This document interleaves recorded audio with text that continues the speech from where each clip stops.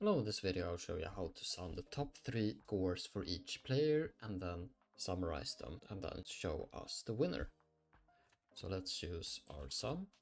We're gonna combine sum with large here, but the neat trick here is using the sequence function because we want to summarize the top 3 results. We don't want just the third largest, we want the largest, second largest and the third largest. We use our sequence and we reference this on here and lock it. And then we copy this down. And we see that player 2 is winning. We can also write a function here to get the winner. Let's use xlookup and we use max. Get this area, lock it, and then lookup array is the same area. And then our return array is right over here, the players. So here we see that player 2 is winning.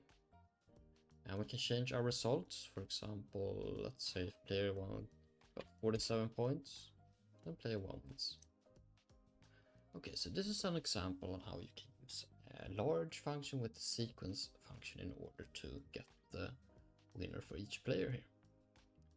Don't forget to like, comment, and subscribe for more.